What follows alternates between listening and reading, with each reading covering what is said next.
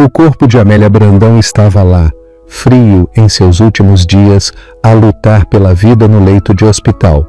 E ele, Jaime Castelo, o seu marido infiel, não só a abandonou à própria sorte, como teve a ousadia de levar a sua amante ao funeral.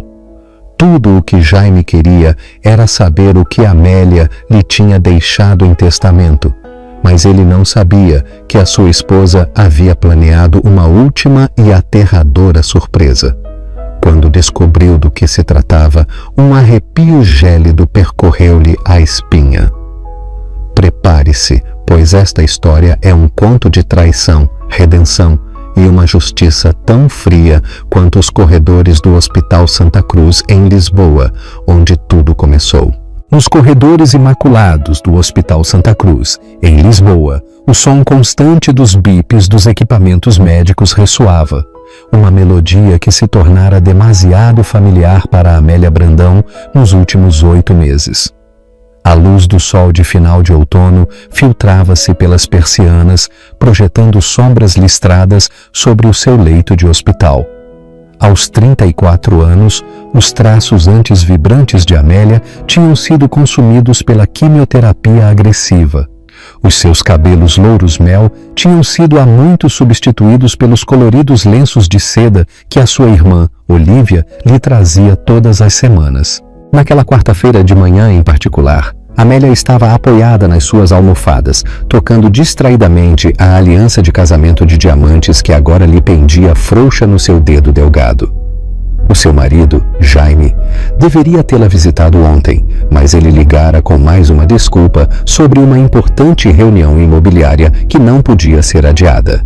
Era a terceira vez naquele mês. Senhora Brandão!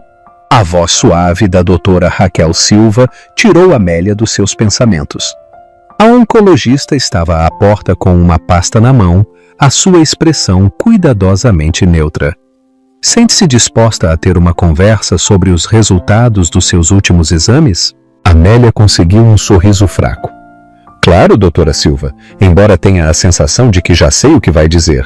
Antes que a doutora pudesse responder, ouviram-se passos rápidos e Olívia irrompeu no quarto, a sua mala de designer a balançar descontroladamente. Estou aqui, sinto muito o atraso. O trânsito estava absolutamente louco na Avenida da Liberdade.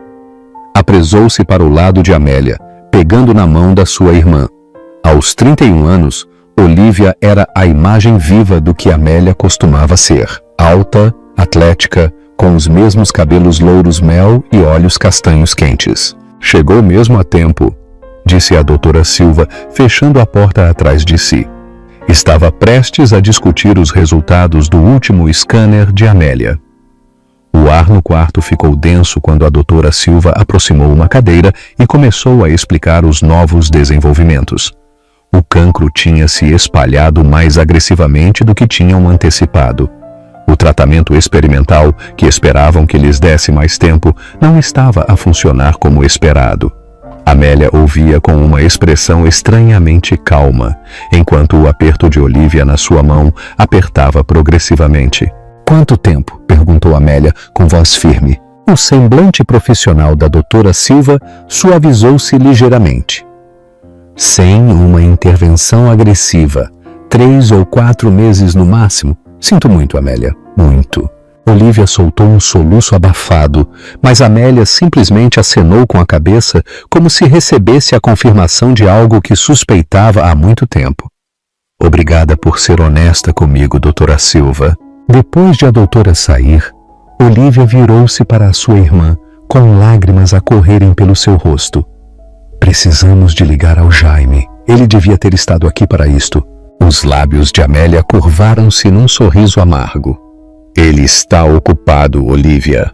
Reuniões importantes. Já sabes como ele é. Ocupado? A voz de Olívia elevou-se bruscamente. Ele é o teu marido, pelo amor de Deus. E onde diabos tem ele andado a gastar a herança da tia Marta? Porque certamente não tem sido no teu tratamento, Olívia. Por favor, suspirou Amélia, embora um brilho de dor cruzasse os seus traços. A herança da sua tia distante tinha sido substancial, quase 5 milhões de euros. Jaime tinha insistido em administrá-la, alegando que a sua experiência em finanças o tornava mais adequado para a tarefa. Ultimamente, no entanto, Amélia tinha começado a questionar algumas das suas decisões de investimento. Uma batida na porta interrompeu a sua conversa. Joana Rebelo, uma das enfermeiras mais recentes do piso, entrou com a medicação de Amélia. Alta, atraente, com os cabelos escuros perfeitamente penteados e uniformes de aspecto caro, Joana só trabalhava no piso de oncologia há alguns meses.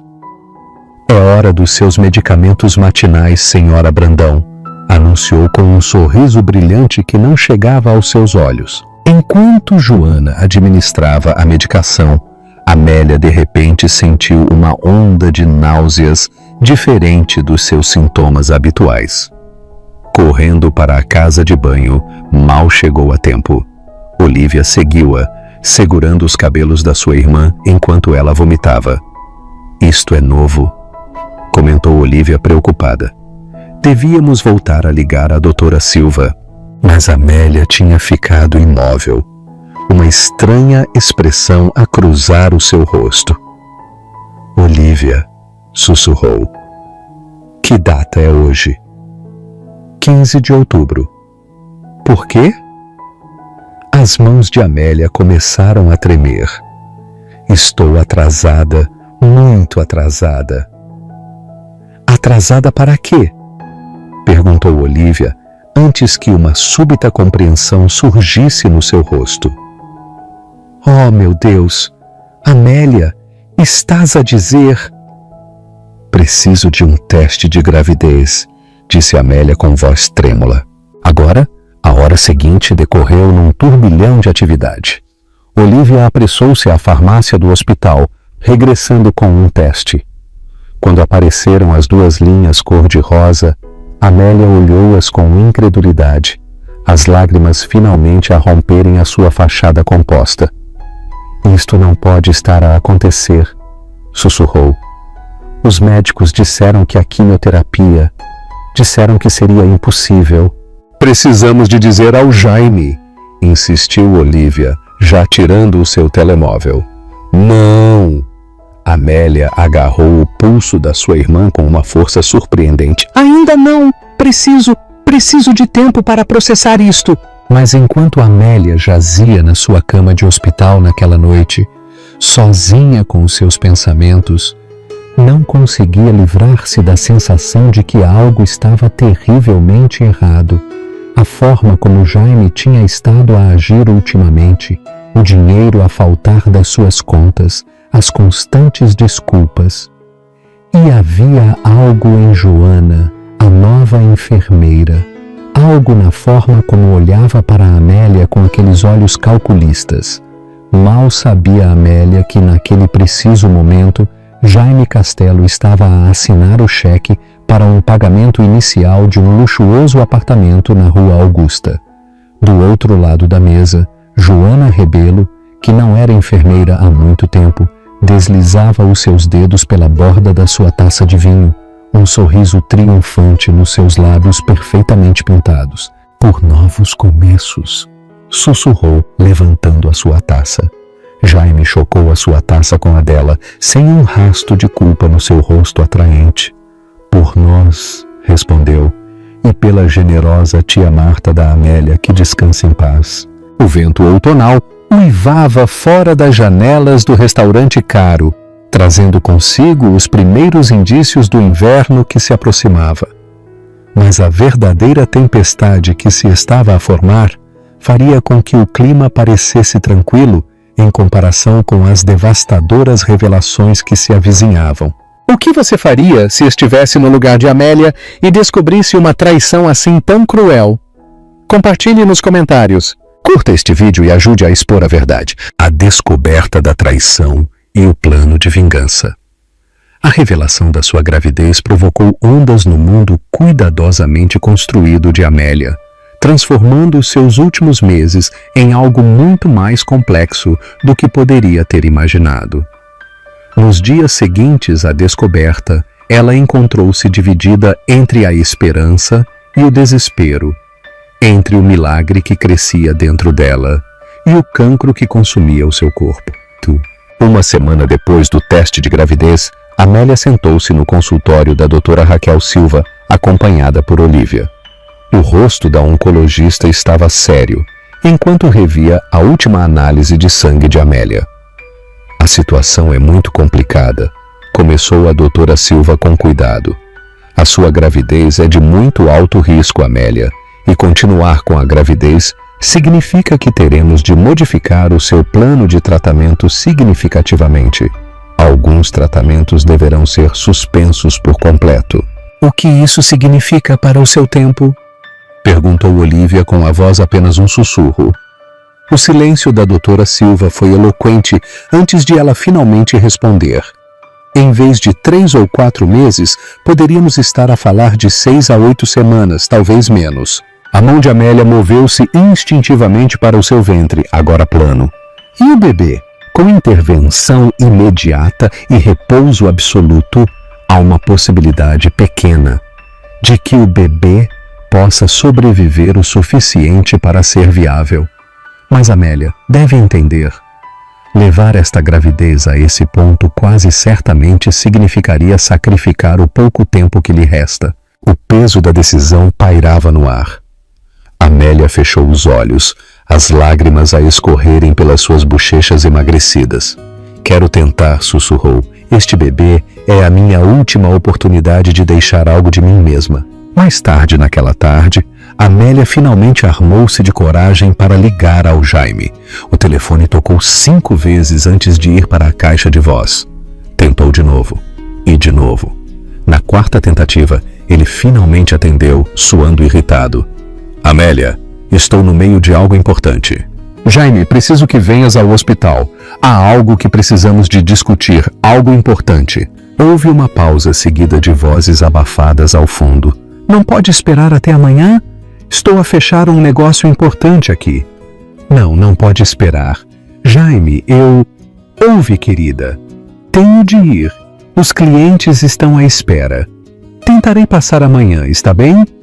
A linha cortou antes que Amélia pudesse responder. Ela olhou para o telefone na sua mão. Uma estranha sensação de dormência espalhando-se pelo seu peito. Olívia, que tinha estado a fingir não ouvir, já não conseguiu conter-se. Já chega, vou contratar um investigador particular. Olívia, não. Não, Amélia. Isto já durou demasiado. Ele mal tem estado aqui para ti. Tem dado desculpas sobre o dinheiro da herança da tia Marta. E agora nem sequer se incomoda em vir ao hospital quando a sua esposa moribunda precisa dele. Algo não está certo. Amélia tinha começado a suspeitar que Olívia tinha razão. A forma como a nova enfermeira, Joana, sempre parecia estar por perto quando Jaime a visitava. As conversas telefônicas sussurradas que o tinha ouvido ter no corredor. As crescentes lacunas nas suas contas conjuntas. 2 dias depois, Olívia irrompeu no quarto de Amélia no hospital, com o rosto vermelho de raiva e as mãos a segurar um envelope de papel manila. Precisas de ver isto, disse com a voz trêmula. O investigador particular trabalha rápido. Dentro do envelope havia dezenas de fotografias. Jaime e Joana em restaurantes caros. Jaime e Joana a entrar num luxuoso prédio de apartamentos. Jaime e Joana a fazer compras na Tiffany's. Mas foi a última foto que fez o sangue de Amélia gelar. Jaime e Joana a beijarem-se apaixonadamente fora do Hospital Santa Cruz, mesmo debaixo da janela do quarto de Amélia. Há mais, disse Olívia com gravidade, tirando extratos bancários e registros de propriedade. Ele tem estado a liquidar a tua herança. Quase 4 milhões de euros, Amélia. Tem estado a gastá-los nela. Joias, um apartamento, viagens caras. E repara, a Joana nem sequer é uma enfermeira de verdade. arranjou o trabalho usando credenciais falsas, provavelmente para te vigiar. Amélia olhou a evidência da traição do seu marido, sentindo que algo dentro dela se despedaçava. Mas juntamente com a dor veio algo mais, uma raiva fria e clara que nunca antes tinha experimentado. Há quanto tempo? Perguntou em voz baixa. Segundo o investigador particular, pelo menos 6 meses. Conheceram-se num bar logo depois do teu diagnóstico. Ela sabia exatamente quem ele era, quem tu eras e sobre o dinheiro da tia Marta. Isto foi calculado, Amélia. Naquela noite, enquanto Amélia jazia acordada na sua cama de hospital, começou a planear. O bebê dentro dela podia não sobreviver. Ela podia não sobreviver, mas iria garantir que Jaime Castelo a recordasse até o dia da sua morte. Durante as semanas seguintes, Amélia pôs o seu plano em marcha.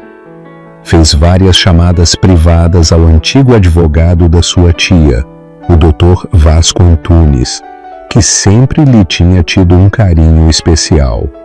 Fez com que se redigissem novos documentos.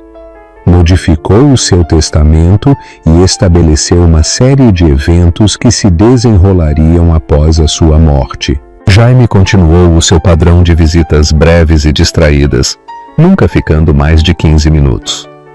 Ainda não tinha notado a sua gravidez, embora ela estivesse a começar a mostrar. Não é que importasse.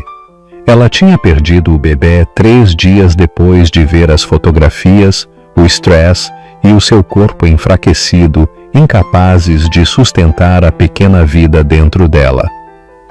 Ela não contou a Jaime sobre o aborto espontâneo. Já não lhe contava nada. Joana continuou com os seus turnos, aparentemente sem saber que Amélia sabia de tudo. A mulher teve a audácia de se mostrar preocupada, de tocar Amélia com falsa simpatia enquanto lhe administrava os medicamentos. Cada toque parecia uma queimadura, agora que Amélia sabia a verdade. Uma tarde particularmente ousada, Joana até tentou iniciar uma conversa enquanto mudava a via intravenosa de Amélia. O seu marido parece tão devoto, disse Joana, a sua voz a pingar com falsa doçura. Deve ser difícil para ele vê-la assim. Amélia olhou diretamente nos olhos de Joana, o seu olhar firme. Sim, Jaime sempre foi bom a atuar como devoto. Diz-me, Joana, gostas do colar de esmeraldas que ele te comprou, o da Tiffany's? A bolsa de soro escapou das mãos de Joana, espalhando líquido pelo chão. O seu rosto perfeitamente composto rachou por um instante, mostrando a criatura calculista que havia por baixo. Eu não sei do que falas, gaguejou Joana, recuperando rapidamente a compostura. Não? A voz de Amélia era suave, quase doce. Isso é estranho porque tenho uma linda fotografia tua a exibi-lo enquanto beijavas o meu marido mesmo à porta deste hospital. O verde realmente te fica bem. Joana saiu a correr do quarto, deixando a via intravenosa a pingar pelo chão. Nunca mais regressou ao piso de Amélia depois daquele dia, ligando para dizer que estava doente e finalmente renunciando ao seu cargo. À medida que a condição de Amélia se deteriorava rapidamente, ela concentrou toda a sua energia restante em finalizar os seus planos. O Dr. Vasco Antunes visitava-a com frequência, ajudando-a a organizar tudo até ao mais ínfimo detalhe. Os olhos do velho advogado frequentemente se enchiam de lágrimas enquanto trabalhavam, mas Amélia permanecia com o olhar claro e focado. Tem a certeza disto? Ele perguntou uma tarde, depois de terem terminado de assinar os últimos documentos. Não é tarde demais para mudar de ideias. Amélia tocou o espelho simples que lhe tinha pedido para trazer, uma peça antiga com uma moldura de prata ornamentada. Tenho a certeza, Dr. Antunes. Às vezes, o castigo mais cruel não é tirar tudo a alguém. É obrigá-los a olharem-se a si mesmos e a verem realmente no que se tornaram. Olívia, que mal se tinha afastado do lado da sua irmã durante tudo isto, preocupou-se que o desejo de vingança de Amélia estivesse a consumir os seus últimos dias. Mas Amélia parecia mais em paz do que tinha estado em meses. Sei que pensas que estou a perder tempo com isto, disse Amélia à sua irmã uma noite, enquanto partilhavam um pote de gelado contrabandeado. Mas isto não é só vingança, Olívia. É justiça. É garantir que, quando eu for, Jaime nunca possa esquecer o que fez. Cada vez que se olhar num espelho, cada vez que vir o seu próprio reflexo, ele lembrará. E talvez, só talvez, o fará pensar 2 vezes antes de fazer isto a outra pessoa. À medida que outubro se transformava em novembro e novembro começava a desvanecer-se em dezembro, a condição de Amélia piorou drasticamente. O cancro estava a espalhar-se agressivamente agora, acelerado pelo estresse da perda da gravidez e dos seus tratamentos interrompidos. Jaime, aparentemente alheio à mudança no comportamento da sua esposa, continuou com as suas visitas esporádicas. Se ele notou que Joana já não trabalhava no hospital, nunca o mencionou. Ele estava demasiado preocupado com o seu telemóvel, com as suas reuniões importantes, com a vida que estava a construir sobre os alicerces do sofrimento da sua esposa. O que ele não sabia era que Amélia já tinha posto em marcha as rodas para o seu ato final. Os papéis estavam assinados, os arranjos estavam feitos e a armadilha estava montada. Tudo o que restava era que Amélia fechasse os olhos pela última vez, algo que, segundo a doutora Raquel Silva, aconteceria muito em breve. Quando a primeira neve do inverno começou a cair fora da janela do seu hospital, Amélia Brandão sorriu fracamente, pensando na tempestade que em breve envolveria o mundo de mentiras cuidadosamente construído do seu marido. O espelho estava embrulhado na gaveta da sua mesinha de cabeceira, à espera do seu momento para refletir a verdade ao homem que a tinha traído. Qual foi a sua reação à revelação do aborto e da vingança planeada por Amélia? Deixe seu comentário. O funeral e a leitura do testamento. O começo do fim. Uma manhã particularmente fria de dezembro, Jaime fez uma aparição inesperada no hospital. Pela primeira vez, não usava o seu habitual fato caro, mas roupa informal, um sinal claro de que tinha vindo de outro lugar que não o trabalho. O cheiro a perfume desconhecido agarrava-se ao seu pescoço. Amélia? Disse, tentando soar preocupado. Tenho estado a pensar nas tuas opções de tratamento. Tive de tomar algumas decisões difíceis sobre o dinheiro da herança. Amélia observou-o com tranquila intensidade enquanto ele passeava pelo quarto, lançando um discurso cuidadosamente ensaiado sobre perdas de investimento e quedas do mercado. Ela notou como ele não a olhava nos olhos, como as suas mãos brincavam com a sua aliança de casamento, um hábito nervoso que tinha desenvolvido nos últimos meses. A questão é, continuou ele, a maior parte do dinheiro está investida em investimentos a longo prazo. Talvez tenhamos de considerar transferir-te para uma instalação menos dispendiosa. Olívia, que tinha estado sentada tranquilamente no canto, levantou-se de repente. Estás a falar a sério, Jaime? Menos dispendiosa. Referes-te a uma instalação que não notaria se as suas enfermeiras tivessem credenciais falsas? A cabeça de Jaime levantou-se de repente. O seu rosto empalideceu ligeiramente. Do que é que estás a falar? Oh! Acho que sabes exatamente do que estou a falar, escupiu Olívia. Quanto tempo pensaste que poderias escondê-lo? O romance, o dinheiro, não sei o que... Ele tentou balbuciar. Basta! Interrompeu Amélia com voz tranquila, mas firme. Sei da Joana, Jaime. Sei do apartamento, das joias, das viagens. Sei de tudo. O silêncio que se seguiu foi ensurdecedor. Jaime ficou imóvel, a sua boca a abrir e fechar como um peixe fora de água. Depois algo mudou na sua expressão. A máscara de marido carinhoso desprendeu-se para revelar algo mais frio, mais calculado. Bem, disse com voz mais dura agora. Queres a verdade? Sim, estou com a Joana. Sim, tenho andado a gastar o dinheiro. Que esperavas que eu fizesse, Amélia? Sentar-me aqui e ver-te morrer? Desperdiçar a minha vida em quartos de hospital? A Joana faz-me feliz. Ela faz-me sentir vivo. Amélia absorveu cada palavra cruel sem se mexer, enquanto Olívia parecia pronta para atacá-lo fisicamente. Mas Amélia pôs uma mão de contenção no braço da sua irmã. Sai daqui, disse Amélia com calma. E Jaime? Não te incomodes em voltar. Ele foi-se embora sem dizer outra palavra. A porta fechou-se atrás dele com um estalo decisivo. Só então Amélia se permitiu chorar, lágrimas silenciosas a correrem pelo seu rosto, enquanto Olívia a abraçava. Naquela noite, o Dr. Vasco Antunes fez outra visita, trazendo consigo os rascunhos finais do testamento revisto de Amélia e vários outros documentos importantes. Tudo está em ordem, garantiu-lhe, os seus olhos amáveis, cheios de simpatia. Os fundos foram estabelecidos, as doações organizadas e o momento das revelações cuidadosamente planeado. Tenha certeza do que se passou? Amélia tocou a superfície lisa do espelho antigo, mais segura do que nunca.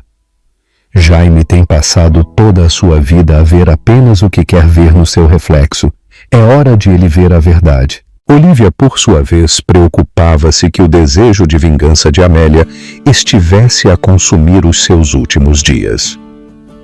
Mas Amélia parecia mais em paz do que tinha estado em meses.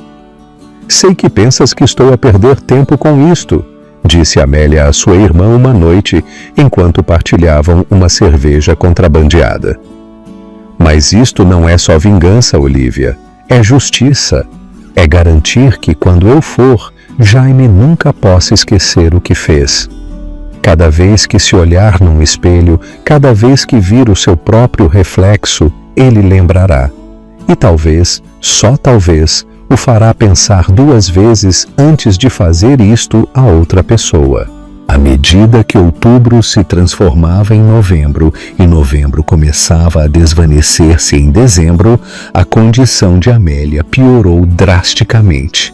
O cancro estava a espalhar-se agressivamente agora, acelerado pelo estresse da perda da gravidez e dos seus tratamentos interrompidos. Jaime, aparentemente alheio à mudança no comportamento da sua esposa, continuou com as suas visitas esporádicas. Se ele notou que Joana já não trabalhava no hospital, nunca o mencionou. Ele estava demasiado preocupado com o seu telemóvel, com as suas reuniões importantes, com a vida que estava a construir sobre os alicerces do sofrimento da sua esposa. O que ele não sabia era que Amélia já tinha posto em marcha as rodas para o seu ato final. Os papéis estavam assinados, os arranjos estavam feitos e a armadilha estava montada. Tudo o que restava era que Amélia fechasse os olhos pela última vez, algo que, segundo a doutora Raquel Silva, aconteceria muito em breve. Quando a primeira nevada do inverno começou a cair fora da janela do seu hospital, Amélia Brandão sorriu fracamente, pensando na tempestade que em breve envolveria o mundo de mentiras cuidadosamente construído do seu marido. O espelho estava embrulhado na gaveta da sua mesinha de cabeceira, à espera do seu momento para refletir a verdade ao homem que a tinha traído. A noite em que Amélia Brandão morreu foi amargamente fria, com a neve a cair silenciosamente fora da janela do seu quarto de hospital. Ela faleceu tranquilamente enquanto dormia, segurando a mão de Olívia, o espelho antigo guardado em segurança na gaveta da sua mesinha de cabeceira. Era o 31 de dezembro, o último dia de um ano que tinha mudado tudo. Jaime e Joana ainda estavam nas Maldivas quando chegou a chamada. Olívia tinha insistido em ser quem desse a notícia, com voz fria e clínica, enquanto informava o seu cunhado do falecimento da sua esposa. "O funeral é daqui a 3 dias", disse sem rodeios. "Tenta afastar-te das tuas férias o tempo suficiente para comparecer. Não querias que as pessoas falassem, pois não?" O funeral foi celebrado na Sé Catedral de Lisboa, um grande evento que Amélia tinha planeado meticulosamente. Ela tinha especificado cada detalhe, desde as rosas brancas que adornavam o seu caixão até a música que soaria. A igreja estava repleta de enlutados, amigos, familiares, colegas e até a doutora Raquel Silva, que se sentava tranquilamente na parte de trás com os olhos vermelhos. Jaime chegou exatamente 7 minutos antes do início do serviço, vestindo um fato preto, apropriadamente sombrio, que ainda conservava o cheiro fresco das etiquetas da loja. Joana teve a ousadia de o acompanhar, embora pelo menos tivesse o bom senso de se sentar várias filas atrás, tentando misturar-se com a multidão. Durante todo o serviço, Jaime interpretou na perfeição o papel do viúvo aflito. Secou os olhos com um lenço com monograma, aceitou as condolências com um olhar de devastação bem praticado e até conseguiu proferir um breve elogio que fez com que várias tias mais velhas procurassem os seus lenços. "Amélia foi o amor da minha vida", declarou do púlpito com a voz embargada pela emoção fabricada. "Lutou com tanta bravura e eu estive com ela a cada passo do caminho." Na primeira fila, os nós dos dedos de Olívia ficaram brancos enquanto ela apertava o apoio de braço, enquanto o Dr. Vasco Antunes, sentado ao seu lado, tinha uma expressão que poderia ter sido um sorriso trocista. O verdadeiro drama, no entanto, começou 3 dias depois do funeral, quando Jaime recebeu uma chamada do escritório do Dr. Vasco Antunes, solicitando a sua presença para a leitura do testamento de Amélia. A secretária do advogado especificou que ele devia ir sozinho, sem convidados nem representação legal. Jaime chegou ao escritório de advogados vestido com outro fato novo, este azul marinho com riscas finas. Comportava-se com a confiança de um homem que esperava herdar milhões. Joana esperava-o numa cafetaria do outro lado da rua, sem dúvida já a planear como gastariam a sua fortuna. A sala de conferências onde o Dr. Vasco Antunes o recebeu era imponente, com painéis de madeira escura e vistas do Jardim da Estrela coberto de neve. Olívia já estava lá, juntamente com um taquígrafo judicial e um videógrafo. Outra das petições específicas de Amélia. "Antes de começar", disse o Dr. Vasco Antunes, ajustando os óculos de aros finos, "a senhora Brandão deixou instruções explícitas de que este procedimento fosse gravado na íntegra. Confio que não tem objeções?" Jaime acenou com a mão com desinteresse. "Claro que não. Vamos a isso?" O Dr. Vasco Antunes abriu uma elegante pasta de couro e começou a ler. "Eu, Amélia Catarina Brandão, estando em meu perfeito juízo e corpo, por meio deste declaro que este é o meu último testamento." O que se seguiu foi nada menos que teatral. Primeiro vieram os pequenos legados, joias aos primos, livros aos amigos, a sua coleção de arte a vários museus. Depois, o Dr. Vasco Antunes pigarreou e passou ao prato principal. "Quanto ao resto do meu patrimônio, incluindo todos os fundos herdados da minha falecida tia Marta Brandão, todas as propriedades compradas com os referidos fundos e todos os investimentos realizados com eles." Jaime inclinou-se ligeiramente para a frente, com um brilho faminto nos olhos.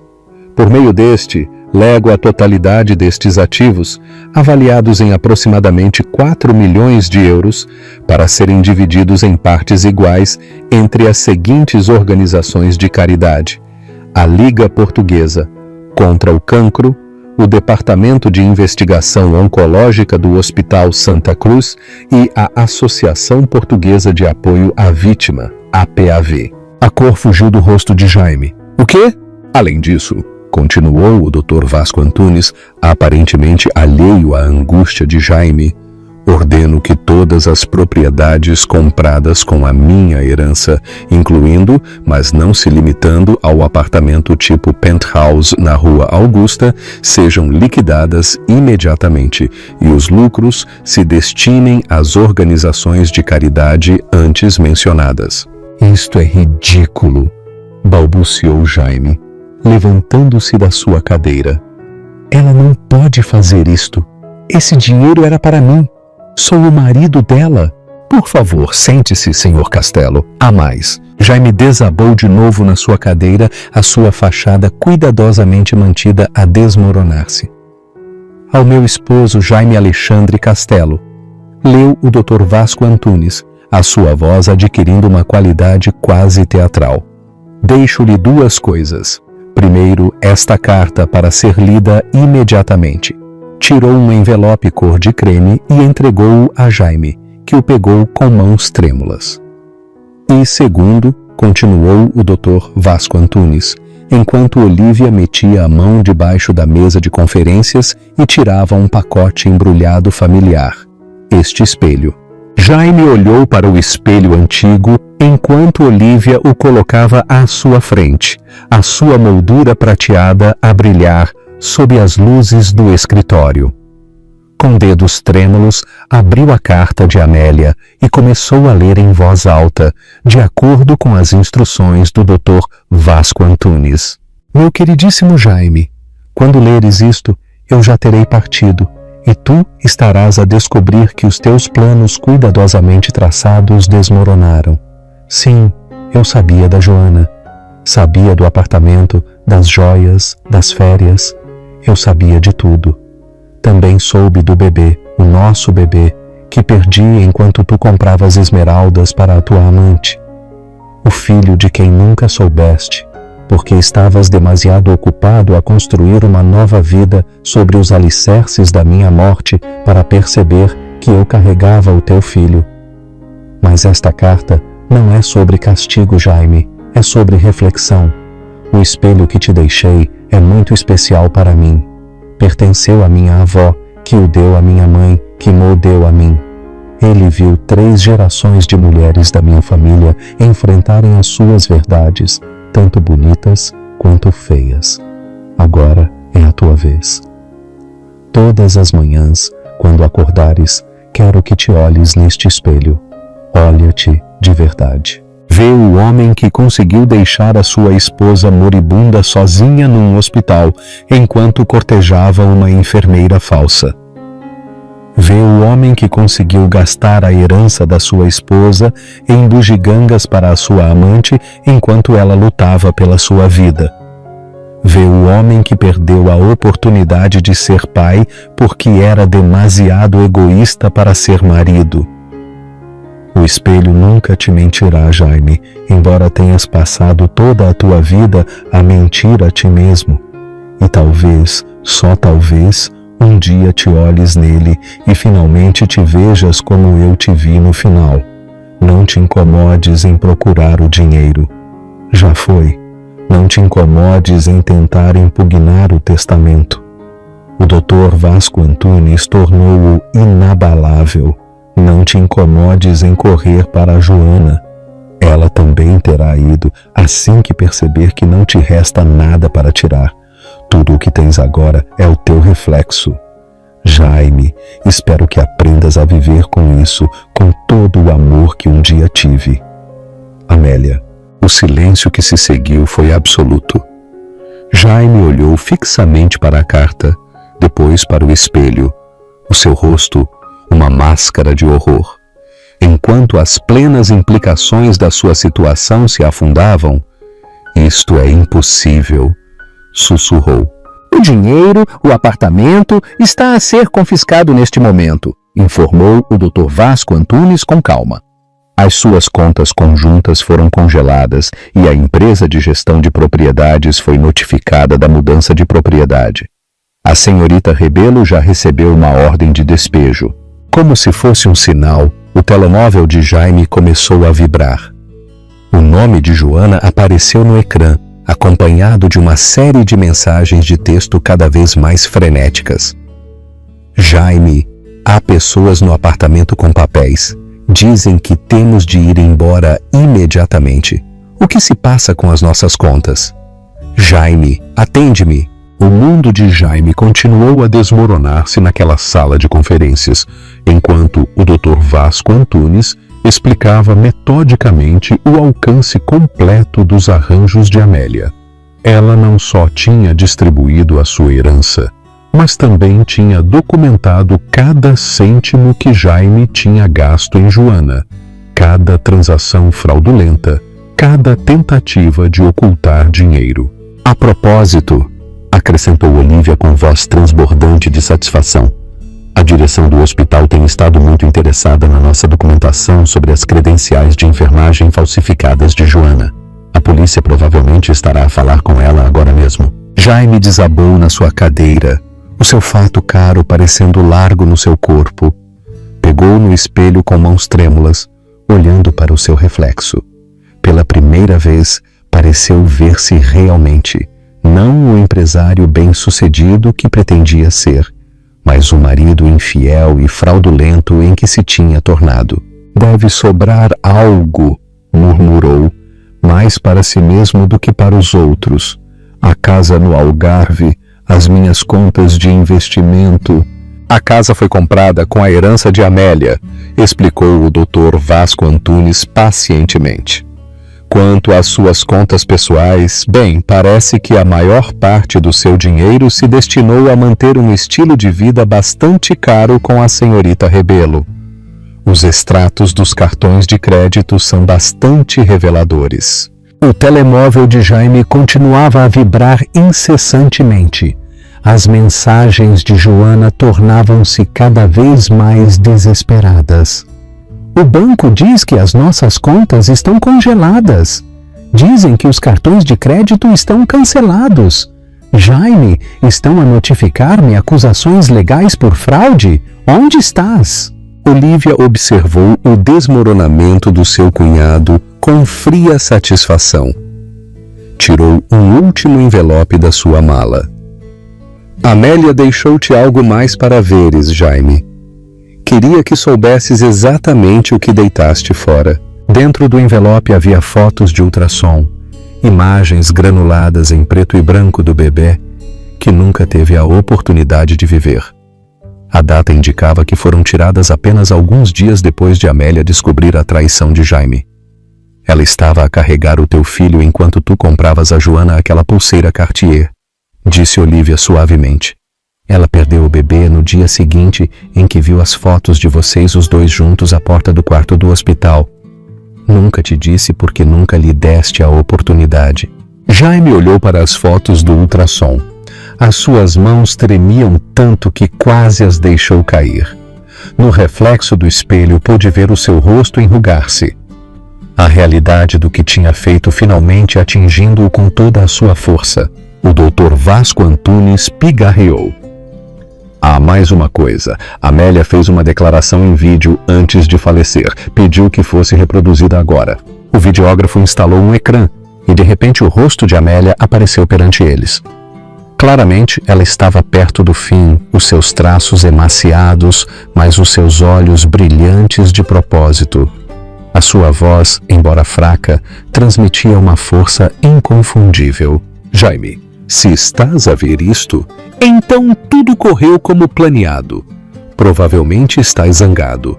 Provavelmente sentes-te traído. Bem, agora sabes o que se sente. Mas isto não é só vingança. Isto é justiça. Sobre consequências. Sobre olhar-se no espelho e enfrentar a verdade.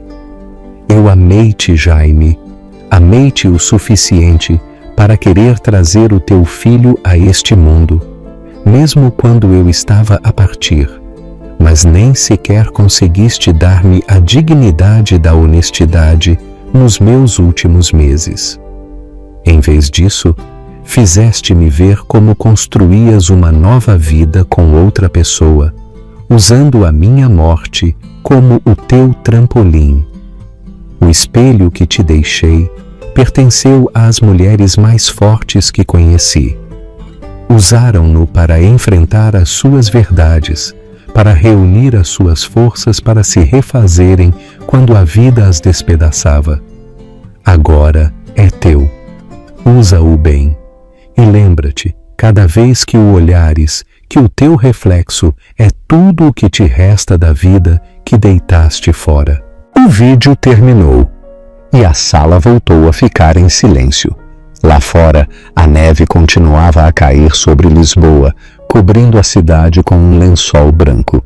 Mas dentro daquela sala de conferências, o mundo de Jaime Castelo tinha se tornado permanentemente escuro. O seu telemóvel tinha parado de tocar. Um rápido olhar mostrou uma mensagem final de Joana. Não te incomodes em ligar. Acabei. Não vales os custos de fraude. Jaime pegou no espelho de novo, olhando-o fixamente como se esperasse que o seu reflexo lhe mostrasse algo diferente. Algo melhor que a verdade. Mas Amélia tinha razão. Os espelhos não mentem. E nesse momento, Jaime Castelo finalmente viu-se a si mesmo com clareza. Um homem que tinha destruído tudo o que tinha em busca de uma fantasia que se tinha evaporado como a névoa matinal. O serviço de carros espera lá embaixo, disse o Dr. Vasco Antunes em voz baixa. Levá-lo-ão para onde precisar de ir, embora deva mencionar que o contrato de arrendamento do seu apartamento estava em nome de Amélia. Esses papéis também foram notificados. Que impacto a leitura do testamento e a mensagem de Amélia tiveram em você? Deixe seu comentário. A redenção e o legado de Amélia. 2 meses depois da morte de Amélia, Jaime Castelo sentou-se num pequeno estúdio em Cascais, muito longe do luxuoso apartamento que tinha partilhado com Joana. O espelho antigo pendia na parede oposta à sua cama, exatamente onde podia vê-lo logo de manhã e à noite, tal como Amélia tinha querido. As consequências da leitura do testamento tinham sido rápidas e implacáveis. Joana tinha desaparecido por completo, deixando apenas o cheiro persistente do seu perfume caro e uma série de mensagens de voz cada vez mais hostis antes de ele bloquear o seu número completamente. A polícia tinha-a interrogado sobre as suas credenciais de enfermagem fraudulentas, mas ela tinha conseguido fugir para o Brasil antes que pudessem apresentar acusações. A vida profissional de Jaime tinha implodido espetacularmente.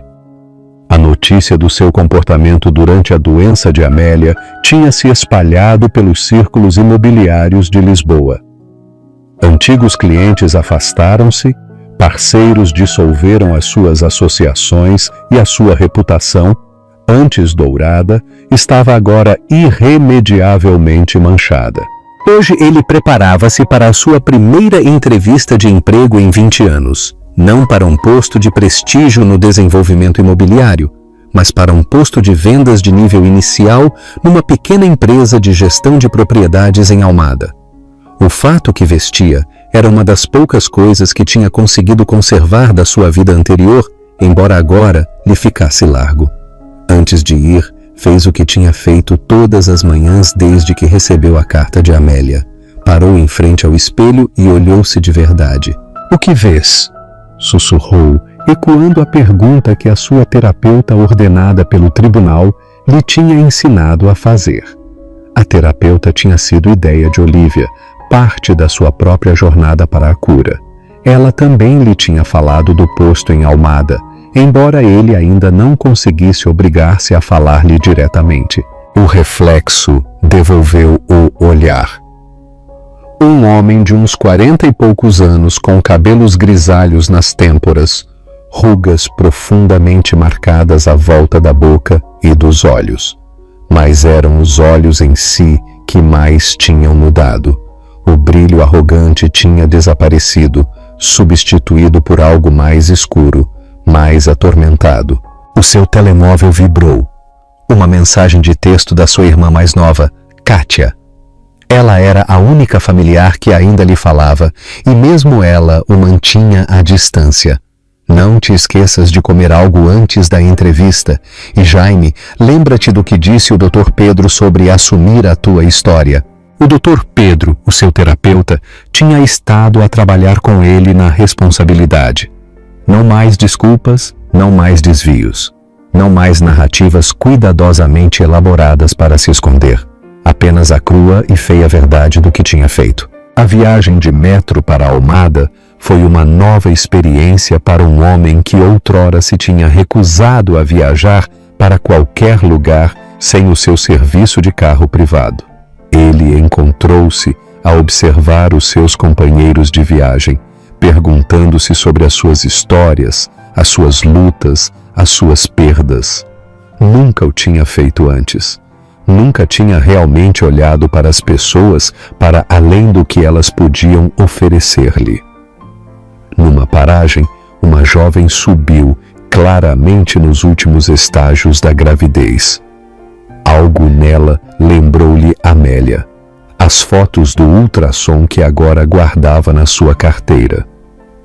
Quando o comboio parou bruscamente, ela tropeçou ligeiramente. Jaime levantou-se de imediato, oferecendo-lhe o seu lugar. "Obrigada", disse ela, sorrindo com cansaço. "Já não muita gente repara." "Agora reparo", respondeu ele suavemente, mais para si mesmo do que para ela. "Agora reparo em tudo." A entrevista estava agendada num modesto edifício de escritórios na Doca de Alcântara. Jaime chegou cedo e sentou-se numa pequena cafetaria do outro lado da rua para organizar os seus pensamentos.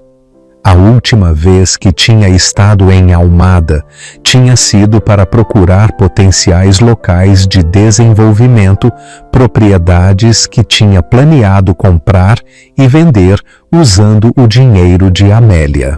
O seu telemóvel vibrou de novo. Desta vez era um lembrete da sua aplicação de terapia. Reflexão diária. Que verdade estás a enfrentar hoje? Jaime tirou a sua carteira, sacando as fotos do ultrassom que agora levava consigo para todo o lado. Estavam amarrotadas pelo uso, as bordas gastas. Tinha perguntado a Olivia, através de Kátia, se tinha mais alguma. Ela tinha lhe enviado uma pendrive que continha centenas de fotos de Amélia durante a sua doença. Momentos em que ele deveria ter estado lá, mas não esteve. "Senhor Castelo", a voz da recepcionista tirou-o dos seus pensamentos. "Já estão prontos para o senhor." A sala de entrevistas era pequena, com vistas para a ponte 25 de abril, através de janelas sujas. 3 pessoas estavam sentadas numa mesa dobrável. Tomás Costa, o proprietário da empresa, Maria Santos, a diretora de recursos humanos, e, para surpresa de Jaime, David Simões, um antigo cliente com quem tinha trabalhado na sua vida anterior. "Jaime", disse David, com uma expressão ilegível, "não esperava ver o teu nome na nossa lista de candidatos." "Eu também não esperava estar nela", respondeu Jaime com honestidade. "Mas aqui estamos." "De fato." David inclinou-se para a frente. "Por que não nos dizes por que estás aqui?" "E Jaime, a verdadeira razão, não a versão polida." Jaime olhou para cada rosto à volta da mesa. Depois respirou fundo. As palavras do Dr. Pedro ressoaram na sua mente. "A tua história é feia, mas é tua. Assume-a." "Estou aqui porque destruí a minha vida", começou, com voz firme. "Traí a minha esposa moribunda da pior maneira possível. Desperdicei milhões de euros que não eram meus para gastar. Tornei-me alguém a quem mal consigo olhar no espelho, embora tenha de o fazer todos os dias, porque a minha esposa se certificou disso no seu testamento." A sala ficou em silêncio enquanto Jaime continuava, expondo cada detalhe desagradável da sua queda. Ele observou como as suas expressões mudavam da surpresa ao nojo, a algo parecido com a compreensão, enquanto descrevia a sua terapia em curso, as suas tentativas de emendar-se, as suas lutas diárias com o espelho que o obrigava a confrontar-se. Não peço perdão, concluiu Jaime. Não o mereço. O que peço é uma oportunidade para começar de novo, para ser alguém diferente do homem que vejo nesse espelho todas as manhãs. David Simões recostou-se na sua cadeira, estudando Jaime com uma mistura de desprezo e curiosidade. Por que deveríamos confiar no Senhor? O seu comportamento passado mostra uma completa falta de ética e bússola moral. Não deveriam confiar em mim, respondeu Jaime. Ainda não o mereci, mas falo-ei todos os dias se me derem a oportunidade. Depois da entrevista, Jaime caminhou ao longo da margem de Alcântara, observando o horizonte de Lisboa a brilhar sob a luz do sol invernal. O seu telemóvel vibrou com uma mensagem de Tomás Costa. Precisamos de discutir alguns detalhes adicionais. Pode voltar amanhã? Naquela noite, enquanto Jaime estava sentado no seu estúdio a comer comida take-away do restaurante chinês de baixo, tirou o seu diário de terapia. O Dr. Pedro tinha insistido para que documentasse a sua jornada, não para que ninguém mais o lesse, mas como outra forma de reflexão. Dia 67, sem Amélia, escreveu. Sonhei com ela ontem à noite, não a Amélia do fim, magra e zangada, e sabendo de tudo, mas a Amélia do início, a que ria das minhas piadas parvas e acreditava em mim mais do que eu merecia. No sonho, segurava o nosso bebê, o que perdemos, o que nunca soube que existia, até que foi tarde demais. Não disse nada. Só me olhou com aqueles olhos que sempre me viam, mesmo quando eu não conseguia ver-me a mim mesmo. Uma batida na sua porta interrompeu a sua escrita. Quando abriu, encontrou Olívia ali, parecendo desconfortável, mas decidida. A Kátia contou-me sobre a tua entrevista, disse sem rodeios. Pensei que devias ter isto. Ela entregou-lhe uma caixa e virou-se para ir embora. Olívia, espera, chamou a Jaime. Sei que não significa nada, mas sinto muito mesmo. Ela parou sem se virar. Tens razão. Não significa nada, mas Amélia quereria que tivesses essas coisas. Ela guardou tudo, sabes? Cada bilhete de cinema, cada cartão de aniversário, cada bilhete estúpido que lhe escreveste. Ela acreditou em ti até ao fim. Essa foi a sua tragédia. Depois de ela sair, Jaime abriu a caixa com mãos trêmulas. Dentro havia fotografias, cartas e pequenos recordos da sua vida com Amélia. No fundo, havia um diário, o diário de Amélia do seu tempo no hospital. Ele leu-o toda a noite, com lágrimas a correrem pelo seu rosto, enquanto descobria a esposa que nunca tinha realmente conhecido. Ela escreveu sobre as suas esperanças para o bebê, os seus medos da morte, as suas crescentes suspeitas sobre a sua traição. A última entrada estava datada apenas 3 dias antes da sua morte. Querido Jaime, quando alguém ler isto, eu já terei partido. O espelho que te deixo não é só um castigo, embora Deus saiba que o mereces. Trata-se de esperança, esperança de que em algum lugar, dentro do homem que conseguiu trair-me tão completamente, ainda está o homem de quem me apaixonei, o homem que me trazia café à cama e dançava comigo na cozinha, o homem que prometeu amar-me na saúde e na doença. Não te deixo o espelho para te torturar, Jaime. Deixo-te para te salvar, porque às vezes precisamos de perder tudo para nos encontrarmos a nós mesmos de novo. Com amor, sempre, Amélia. Na manhã seguinte, Jaime regressou ao escritório de gestão de propriedades. Tomás Costa estava à espera sozinho. Falamos sobre isso, disse Tomás. David era contra contratá-lo. Maria estava indecisa. Mas eu acredito em segundas oportunidades com condições. Começará de baixo, salário mínimo, qualquer queixa, qualquer indício de incorreção. E está fora. E terá de partilhar a sua história com a nossa equipa, toda ela. Eles precisam de entender com quem estão a trabalhar. Jaime acenou com a cabeça, aceitando cada condição sem discutir. Ao sair do escritório com o seu novo manual do empregado, viu o seu reflexo nas portas de vidro do edifício. Pela primeira vez desde a morte de Amélia, não desviou o olhar imediatamente. Naquela noite, sentou-se no seu pequeno escritório e começou a escrever. Querida Amélia, hoje voltei a começar. Não porque queira, mas porque tornaste impossível continuar a ser o homem que eu era. O espelho que me deixaste já não só reflete a minha cara, reflete a minha alma. E talvez, só talvez, isso também esteja a começar a mudar. Nunca me perdoarei pelo que te fiz. Nunca deixarei de lamentar a família que poderíamos ter tido. Mas prometo-te isto. Todos os dias olhar-me-ei nesse espelho e tentarei ser melhor do que fui no dia anterior. Não por mim, mas por ti, pelo bebê que perdemos, pelo homem que sempre acreditaste que eu poderia ser. Sempre teu, Jaime. Você acredita na redenção de Jaime? O que a carta de Amélia mudou em sua percepção sobre ele? Deixe seu comentário. O legado do amor. Uma nova oportunidade. Um ano depois da morte de Amélia, Jaime encontrava-se em frente ao espelho do seu estúdio, a ajustar a gravata do seu fato recém-comprado. Já não era de marca de designer, esses dias tinham passado, mas era limpo e profissional, apropriado para o evento que se avizinhava.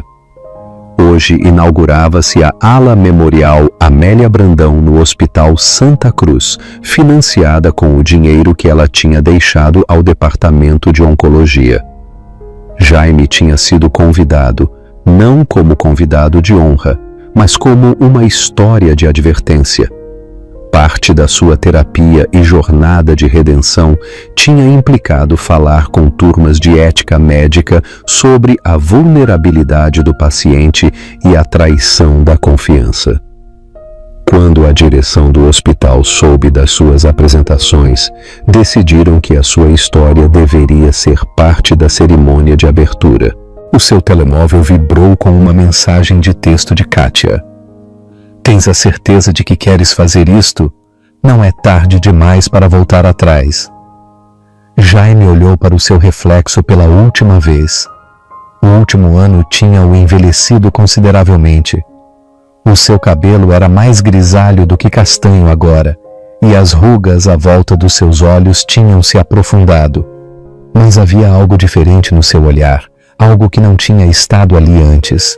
Talvez propósito, ou talvez apenas o peso do remorso genuíno. Tenho a certeza, ele respondeu por mensagem de texto. A Amélia quereria que eu estivesse lá, não por mim, mas pela verdade. A cerimônia estava agendada para o meio-dia, mas Jaime chegou ao Hospital Santa Cruz 2 horas antes.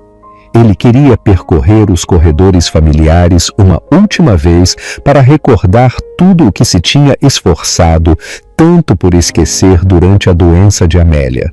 Enquanto passava pelo piso de oncologia, onde Amélia tinha passado os seus últimos meses, viu uma cara familiar. A doutora Raquel Silva, a oncologista de Amélia. Ela estava a falar com um casal jovem, a sua expressão compassiva, mas séria. Jaime ficou para trás, observando a cena. A mulher estava claramente nas primeiras fases do tratamento contra o cancro, a sua cabeça envolta num lenço colorido, semelhante aos que Amélia costumava usar. O seu marido segurava-lhe a mão com força, o seu rosto uma máscara de preocupação e amor. A visão atingiu Jaime como um soco físico. Aquele devia ter sido ele com Amélia, presente, preocupado, amoroso.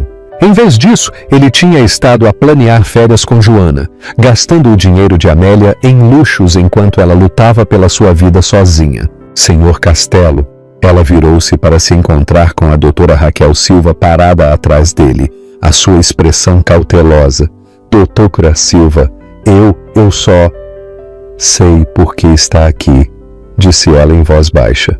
A cerimônia eu também falarei. Ela fez uma pausa, estudando o seu rosto. Parece diferente. Sou diferente, respondeu ele. Demasiado tarde, mas diferente. A doutora Silva acenou lentamente com a cabeça. Amélia costumava falar do senhor, sabe? Mesmo depois de saber do romance. Falava-me do homem que costumava ser antes que o dinheiro e o sucesso o mudassem. Nunca deixou de acreditar que esse homem ainda estava lá em algum lugar. Jaime sentiu lágrimas a picarem-lhe os olhos. Não merecia a fé dela. Não, acenou a doutora Silva. Não merecia. Mas essa é a coisa com a fé, senhor Castelo. Não se trata de merecer. Trata-se de acreditar na possibilidade. Ela revisou o seu relógio. A cerimônia começa daqui a 2 horas. Está pronto para enfrentar todos? A grande cerimônia de inauguração realizou-se no auditório principal do hospital. A sala estava cheia de doadores, pessoal médico e representantes dos meios de comunicação. Na primeira fila estava Olívia, que tinha liderado grande parte do desenvolvimento da ala comemorativa. Ela não olhou para Jaime enquanto ele tomava o seu lugar atribuído perto do fundo. O chefe de medicina do hospital abriu o ato com um discurso sobre o progresso e a esperança. Depois veio a doutora Raquel Silva, que falou sobre a coragem de Amélia durante o seu tratamento. Finalmente, foi a vez de Jaime. Enquanto caminhava para o pódio, um silêncio caiu sobre a multidão. Muitos deles conheciam a sua história. Tinha sido notícia nos jornais locais quando tudo desmoronou. O rico promotor imobiliário que traiu a sua esposa moribunda gastou a sua herança na sua amante, apenas para perder tudo num ato de justiça poética. Jaime apoiou as mãos no pódio, respirando fundo. No seu bolso levava a foto gasta do ultrassom que agora levava sempre consigo. Hoje tinha adicionado algo mais. A última foto que tiraram a Amélia a sorrir fracamente da sua cama de hospital, os seus olhos ainda cheios de luz. "O meu nome é Jaime Castelo", começou, com voz firme, "e estou aqui hoje não como uma história de sucesso, mas como um aviso. Há 1 ano, encontrava-me neste mesmo hospital, num quarto lá em cima, e tomei a decisão consciente de trair a pessoa que mais precisava de mim. Eu tinha tudo", continuou Jaime, a sua voz a ressoar no auditório silencioso. "Uma carreira bem-sucedida, um lar lindo, o mais importante, uma esposa que me amava incondicionalmente.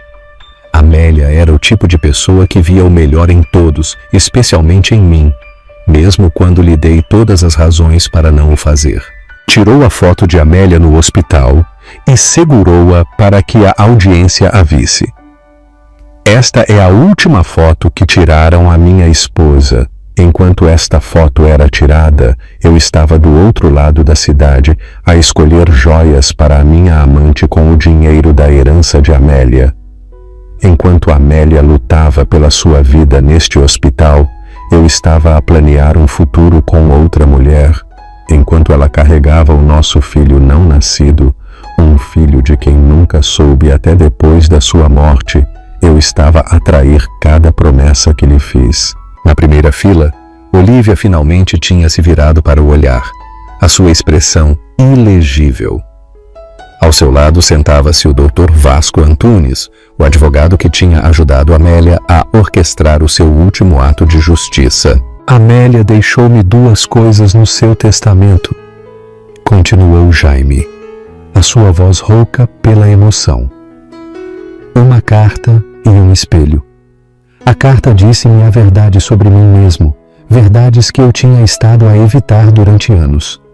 E o espelho foi o seu golpe de mestre, porque ela sabia que o meu verdadeiro castigo não seria perder o dinheiro, ou o estilo de vida, ou mesmo a minha reputação. Seria ter de me olhar a mim mesmo todos os dias e ver no que me tinha tornado." Fez uma pausa, tirando a foto do ultrassom. "Este é o filho que perdemos. Amélia carregava este bebê enquanto eu destruía o nosso casamento. Perdeu-o no dia em que descobriu a minha traição. Outra vida de que sou responsável por terminar." O auditório permaneceu num silêncio sepulcral. Na parte de trás, vários repórteres tomavam notas freneticamente. A ala memorial Amélia Brandão não se trata apenas de prestar cuidados a pacientes com cancro. Trata-se de protegê-los quando são mais vulneráveis. Trata-se de recordar que por trás de cada diagnóstico há um ser humano que merece lealdade, amor e respeito. Amélia entendeu isso, viveu-o e, no seu último ato, certificou-se de que o seu legado ajudaria outros quando mais precisassem. A voz de Jaime quebrou-se enquanto continuava. Agora trabalho em Almada, numa pequena empresa de gestão de propriedades. Todas as manhãs olho-me no espelho de Amélia antes de ir trabalhar. Todas as noites olho-me de novo antes de me deitar. E lentamente, muito lentamente, estou a começar a ver algo diferente no meu reflexo. Não a redenção. Isso não o mereço. Mas talvez algo parecido com a compreensão. Compreensão do que perdi, do que deitei fora e do que nunca poderei consertar. Ele notou movimento na audiência. Joana tinha se esgueirado até a parte de trás do auditório. Agora parecia diferente, menos polida, mais real. Os seus olhos encontraram-se brevemente antes de ela desviar o olhar. O último presente de Amélia para mim não foi um castigo, embora eu o merecesse. Foi a oportunidade de me confrontar a mim mesmo, de verdade, todos os dias. De ver não só quem eu era, mas quem eu poderia ter sido, quem eu poderia vir a ser. As lágrimas fluíam livremente agora, tanto na audiência como no palco. Jaime tirou o diário de Amélia, abrindo-o na última página. Amélia escreveu algo nos seus últimos dias que gostaria de partilhar. Escreveu: o amor não se trata de grandes gestos ou presentes caros. Trata-se de estar lá. Trata-se de escolher ficar quando ir embora seria mais fácil. Trata-se de ver o melhor em alguém, mesmo quando eles não conseguem ver em si mesmos. Ele fechou o diário com cuidado. Eu falhei em todas essas coisas.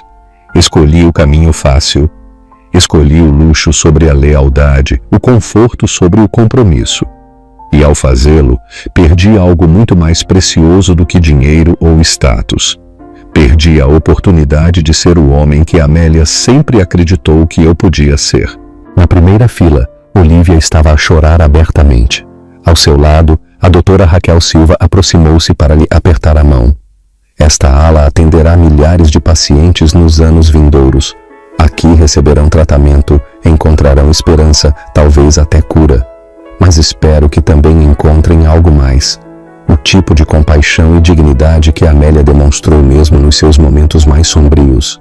Porque enquanto eu estava ocupado a traí-la, ela estava ocupada a planear como o seu sofrimento poderia ajudar outros. Jaime afastou-se do pódio, mas depois virou-se para um último pensamento. Há um espelho no meu apartamento que me mostra quem eu sou. Mas em cada reflexo deste edifício, em cada janela, em cada superfície brilhante, espero que as pessoas vejam quem elas poderiam ser. Esse foi o presente de Amélia, não só para mim, mas para todos aqueles a quem a sua vida tocou. Enquanto regressava ao seu assento, os aplausos foram dispersos e incertos. Este não era o tipo de discurso a que as pessoas sabiam como reagir. Mas a reação não era o objetivo.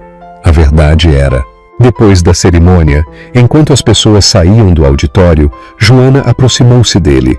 Ela parecia mais velha, mais desgastada, mas de alguma forma mais autêntica do que tinha sido durante o seu caso. Soube que agora trabalhas em Almada, disse em voz baixa. Gestão de propriedades. Nível inicial, respondeu ele. Ela acenou com a cabeça. Estou em Setúbal, a ensinar enfermagem, legítima desta vez. De fato, voltei à escola para isso. Permaneceram num silêncio desconfortável por um momento antes que Joana voltasse a falar. Alguma vez te perguntas o que teria acontecido se não tivéssemos... Não. interrompeu Jaime com firmeza. Não me pergunto, porque perguntar isso significa perguntar-me se alguma vez houve uma forma correta de o fazer errado. Não houve. Joana acenou de novo, compreendendo. O espelho, disse. O que Amélia te deixou? Ainda o tens? É a primeira coisa que vejo todas as manhãs e a última que vejo todas as noites. Ajuda? Jaime pensou por um momento. Não melhora nada, não arranja o que fizemos, mas garante que nunca o esquecerei. E talvez esse seja o ponto. Enquanto Joana se afastava, Olívia aproximou-se. Era o mais perto que tinham estado um do outro em meses. A Amélia teria apreciado o discurso, disse secamente. Não pelo pedido de desculpas, mas pela verdade. Não espero perdão, respondeu Jaime. Bem, porque não o obterás. Ela fez uma pausa. Mas Amélia acreditava em segundas oportunidades, não segundas oportunidades para o que tinhas. Isso foi-se para sempre. Mas segundas oportunidades para seres alguém diferente, alguém melhor. Ela entregou-lhe um envelope. Dentro havia uma chave. A casa no Alentejo, explicou. A que Amélia amava. Vou vendê-la. Pensei que talvez quisesses despedir-te primeiro. Amélia foi feliz lá antes de tudo. Talvez precises de a ver uma última vez, Olívia. A viagem para a casa no Alentejo levou Jaime por estradas rurais sinuosas, cobertas pela neve do início da primavera. Tinham passado quase 18 meses desde a morte de Amélia, e o mundo tinha avançado de maneiras subtis e profundas. A ala memorial Amélia Brandão agora estava em pleno funcionamento, ajudando dezenas de famílias a navegar nas suas jornadas contra o cancro. O pequeno apartamento de Jaime em Cascais tinha se tornado lentamente algo parecido com um lar, e o espelho, o último presente de Amélia, tinha se tornado menos um castigo e mais um lembrete diário. Ele chegou à familiar casa colonial branca exatamente quando o sol se estava a pôr. Este tinha sido o seu refúgio de fim de semana, o lugar onde tinham planeado reformar-se um dia. Amélia tinha amado o jardim, passando incontáveis horas a cultivar as suas rosas e a planear futuros projetos de paisagismo que nunca chegaria a completar. A chave sentia-se pesada na sua mão enquanto ele se aproximava da porta principal. Lá dentro, a casa estava exatamente como a tinham deixado naquele último verão antes do diagnóstico de Amélia. A sua revista de jardinagem ainda estava numa pilha organizada na mesa de centro. A sua manta favorita permanecia estendida sobre a poltrona junto à janela. O ar cheirava ligeiramente aos saquinhos de lavanda que ela costumava fazer e esconder nas gavetas por toda a casa. Jaime moveu-se lentamente pelos quartos. As recordações invadiam-no a cada passo.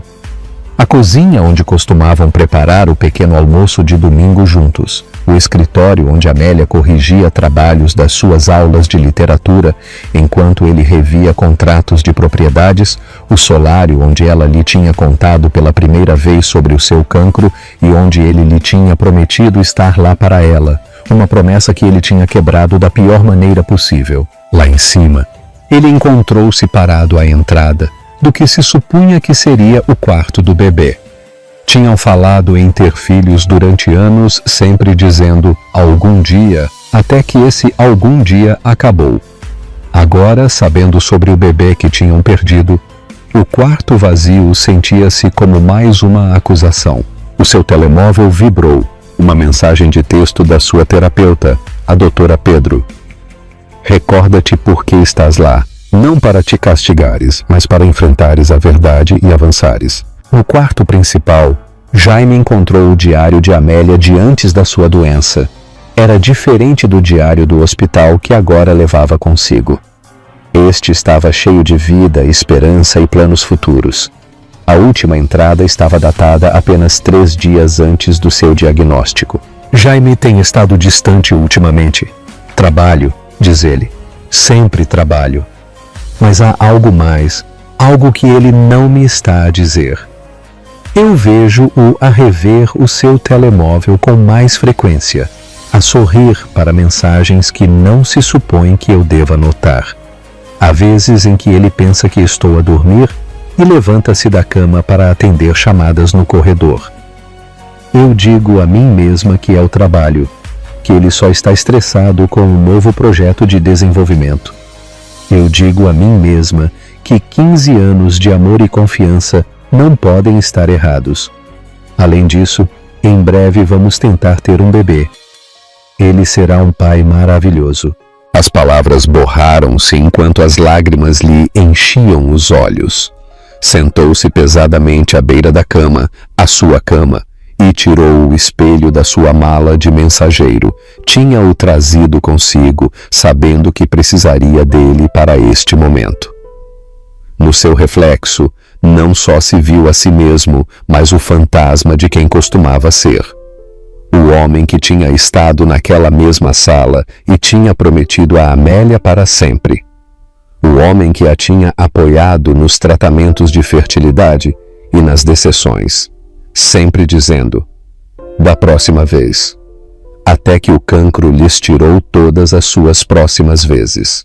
Uma batida na porta assustou-o.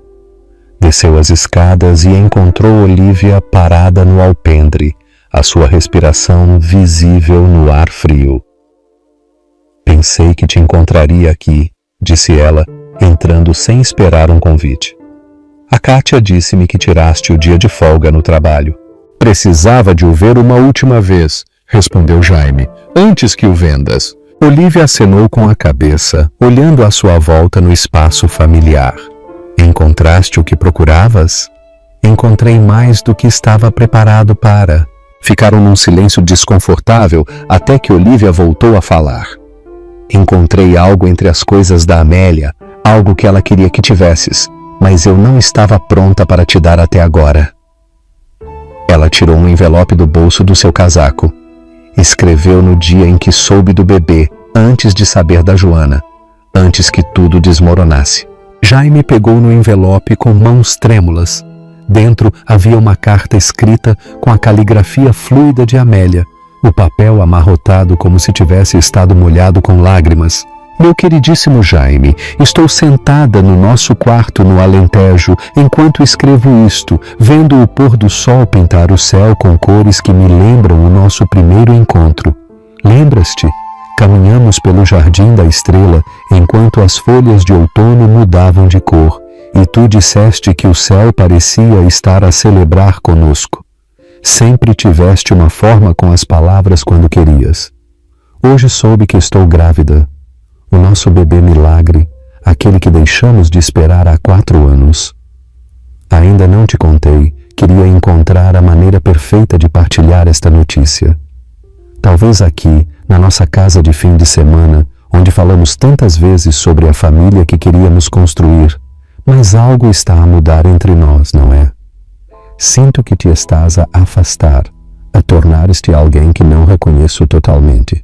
Há momentos em que te surpreendo a olhar para o teu telemóvel, a sorrir para mensagens que apagas rapidamente, vezes em que pensas que estou a dormir e escorregas da cama para atender chamadas no corredor. Eu digo a mim mesma que é o trabalho, que só estás estressado com um novo projeto de desenvolvimento. Eu digo a mim mesma que 15 anos de amor e confiança não podem estar errados. Escrevo esta carta porque quero recordar este momento perfeito e esperançoso antes do que vier a seguir. Porque aconteça o que acontecer, quero que saibas que acredito em ti, não só no homem de negócios bem-sucedido em que te tornaste, mas no homem que está por baixo, o homem que me trazia café à cama só porque sim, o homem que aprendeu a cuidar do jardim porque sabia que me fazia feliz, o o homem que me apoiou em 3 abortos espontâneos e ainda queria tentar de novo. Esse homem ainda está lá, Jaime. Tenho de acreditar nisso porque este bebê merece conhecer essa versão tua, o verdadeiro tu, não a pessoa que tens estado a fingir ser ultimamente. Se estás a ler isto, significa que algo aconteceu, ou algo maravilhoso, ou algo terrível. De qualquer forma, quero que te recordes de quem és, não quem o mundo pensa que és, ou quem pensas que precisas de ser, mas quem és no teu coração. Amo-te, Jaime. Amo-te o suficiente para perdoar o que quer que venha. Amo-te o suficiente para acreditar que encontrarás o caminho de regresso a ti mesmo, mesmo que eu não esteja lá para o ver. Sempre tua, Amélia. Jaime desabou no chão, com a carta apertada contra o seu peito. Olívia observava-o, as suas próprias lágrimas a caírem livremente agora. Ela nunca a enviou, disse Olívia em voz baixa. Soube da Joana no dia seguinte. Tudo mudou depois disso. Por que me dás isto agora? Perguntou Jaime, com voz rouca. Porque Amélia tinha razão numa coisa. Tu encontraste o caminho de regresso a ti mesmo. Demasiado tarde para ela. Demasiado tarde para o bebê. Mas talvez não demasiado tarde para algo mais. O que queres dizer? Olívia respirou fundo. A Ala Memorial estão a começar um programa para famílias de pacientes com cancro. Grupos de apoio. Recursos de aconselhamento. Querem que alguém fale com as famílias sobre o que não fazer, sobre como estar lá para os seus entes queridos. Querem-te a ti. Jaime olhou-a com incredulidade. Eu? Depois de tudo o que fiz? Por tudo o que fizeste? E tudo o que tens feito desde então? És a prova viva do pior e do melhor da natureza humana. Ela fez uma pausa. Amélia quereria que o fizesses. Jaime voltou a tirar o espelho, estudando o seu reflexo sob a luz moribunda. O rosto que lhe devolvia o olhar era mais velho, mais triste, mas de alguma forma mais real do que tinha sido em anos. Falo-ei, disse. Finalmente, não por redenção, não mereço isso, mas pela verdade, por Amélia. Olívia acenou com a cabeça. A casa vai para o mercado na próxima semana, mas o jardim de Amélia... Pensei que talvez pudesses ajudar a mantê-lo, não a possuí-lo, mas simplesmente a mantê-lo vivo para ela. Enquanto caminhavam pela casa pela última vez, apagando luzes e fechando portas, Jaime parou à porta do quarto do bebê. Achas que ela sabia? Perguntou quando ela planeou tudo com o espelho com o testamento. Achas que ela sabia que eu finalmente entenderia? Amélia sempre viu o melhor nas pessoas, respondeu Olívia, mesmo quando elas não conseguiam ver em si mesmas. Ela tocou-lhe o braço brevemente, o primeiro contato voluntário que ela tinha iniciado desde a morte de Amélia. Não desperdices a fé dela em ti, não de novo. Lá fora, a neve tinha começado a cair de novo, cobrindo o jardim adormecido de Amélia com um manto branco. Jaime guardou a carta cuidadosamente no seu bolso, junto à foto do ultrassom que sempre levava. No seu outro bolso, o espelho pressionava contra o seu coração como um lembrete. Adeus, Amélia, sussurrou para a casa vazia. Sinto muito não ter podido ser quem precisavas que eu fosse quando importava, mas prometo-te, juro-te, que serei quem sempre acreditaste que eu poderia ser. Cada dia, pelo resto da minha vida, olhar-me-ei no teu espelho e tentarei ver o que tu vias. Enquanto se afastava, a casa a tornar-se mais pequena no seu espelho retrovisor, Jaime sentiu que algo mudava dentro dele.